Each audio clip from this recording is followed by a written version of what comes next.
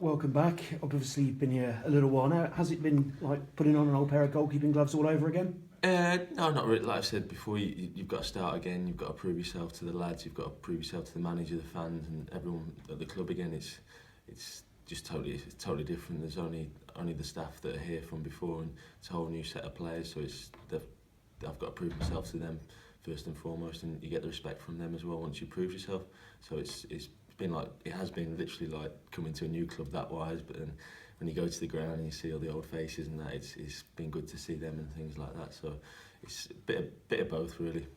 And obviously a very young defence at the moment. How impressed have you been with the character in there? Because young defenders don't always get a chance, do they? No, definitely. I mean, like I said, the back three last week was very young, but I thought they were really good. Dealt with the big lad really well, and they had a couple of chances, but nothing major. And I'm sure they go from strength to strength. Obviously, Crewe away this weekend, and it's one of those games where it's almost a six-pointer, isn't it? I suppose this is more important perhaps to win than Plymouth last week. Well, as the gaffer says, there was 3 points on last week and there's 3 points again. But when you look at it like that, and he does his maths, and sometimes he makes out it's 7 points. But it's obviously if we could go there and win, then it'd be a fantastic result for us. But we know it's going to be a really tough game. They've got a new manager, but I'm sure they'll still like to get the ball down and play the Crewe way sort of thing. So we know we're in for a tough game, but we go there, and if we win, great. If we lose, then there's still 20 odd games to go and whatever. So we know that it's not the be all and end all, but we know it's a big game. You mentioned the manager's psychology there. You've worked under a few characters here. How have you found working with Gary so far? Yeah, he wants the best for his players. He's like, when we do the video, if he sees something that he's not happy, he'll stop it straight away and he'll tell you. But it's not personal. It's because he's trying to help you get better and things like that. So if his attention to detail is brilliant, and like I say, if he's not happy with something, then he'll let you know, and that's. But like I say, he's just trying to help you improve. And we've spoken about the young defenders already. I suppose what everyone's got to be is this new team gels, is fast learners, isn't it? Yeah, definitely. Like I say, we're all singing from the same hymn sheet. Everyone who's come in wants to work hard and wants to improve, and that's what you get with young players, and you get with old players as well. Like they want to come in, they want to work hard, and they want to improve, and if we keep doing that, then we'll be fine. I hesitate to mention this, but Crewe and Gresty Road probably doesn't hold the greatest of memories for you. No, it's funny, this morning they were on about going back in time sort of thing, and that did pop into my mind because they're on about Nadal, Federer possibly in the final, and the two Williams sisters meeting again in the US Open final. And then I thought, oh, Crewe away this weekend, don't really want to go back in time. But the lads have had a couple of great results against them already this season, and so hopefully we can go there again and get another really good result. Yeah, there won't be too many Crewe players left from the 8-1, will there? No, it was funny when I went to Eastleigh, and Adam Dugdale was there, so he was just chatting about the playoff games and things like that. But he didn't mention the 8-1. Thankfully, I think he might not have been there at that time. So, but yeah, it was that was, like I say, it was not a day to look back on.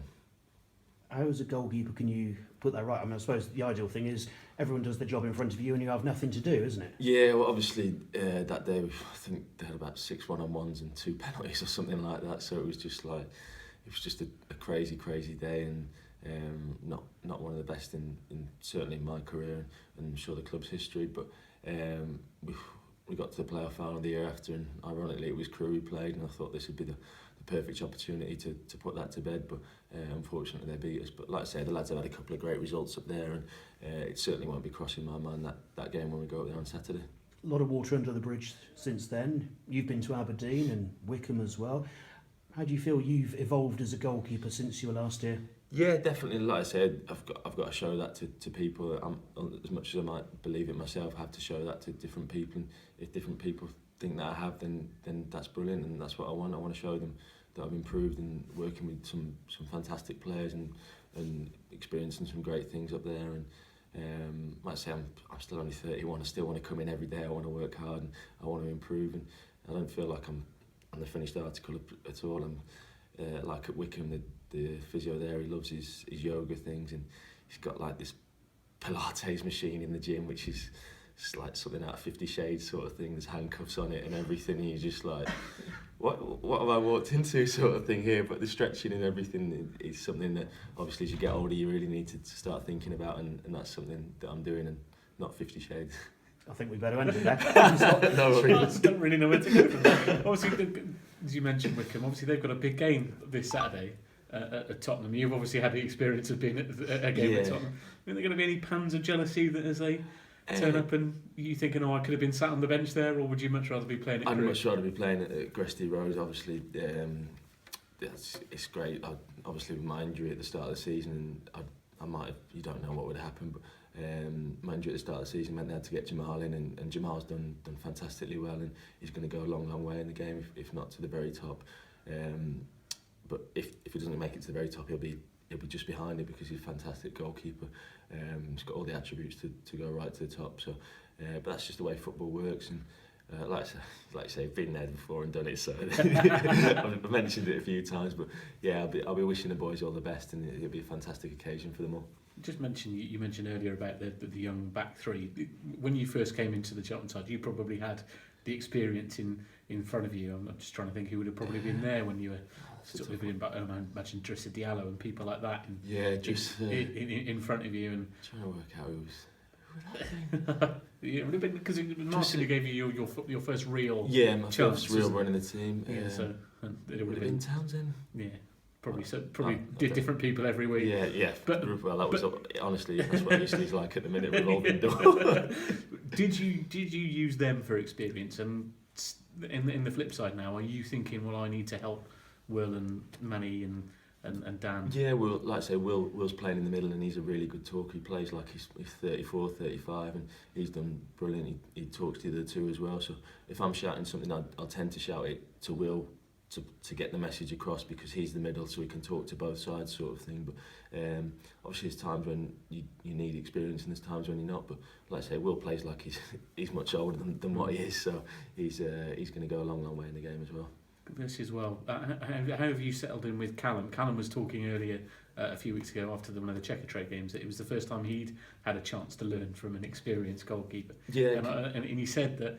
I said that Scott's probably the best person to learn from, because he had 70 odd games on the bench. I did see your tweet. Was it 73? 73. You've had 200 and something unused sub appearances for Cheltenham. I thought it was something like that. I think it was 72, and then I didn't play again for another 80 odd. Another 80 odd. But that's like, everyone says to me, you were here for a long time, did you not? But as a goalie, you have to wait your chance, and you have to be patient, and you have to be ready when your chance comes. But it's been great working with Bucky again, really enjoying that, and Reece and Callum and the two young boys as well. They've got a really good goalkeeping bunch here, and it's been great working with them all. What's slipping back into Steve Book coaching sessions like? Yeah, he's used to the jokes again. Yeah, he's been caning me, but like I say, we kept in touch all the time while I was away and things like that. I always obviously kept an eye out for Cheltenham's result and spoke about different things with him, and he's kept an eye out for us as well. So it's been good working with him. And I know when I was here before, probably the season we got to the playoff semis against lost to Northampton. I think that was probably one of my best seasons as a professional. I think we kept 20 or 21 clean sheets or whatever. So that was working with Bucky, and like I say, he's helped me loads, and I'm sure I can keep improving under him. I suppose you want to sort of end the next spell on a high as well by sort of securing the mission, which is to safely stay up. Yeah, definitely. I mean, like I say, you look what we got in the dressing room. I think we'll be fine, but we've got to go and put that on the pitch. It's all very well having the quality in the dressing room, but come Saturday 3 o'clock, then that's when it matters. Excellent. Cheers, Thank you very much. Thank you.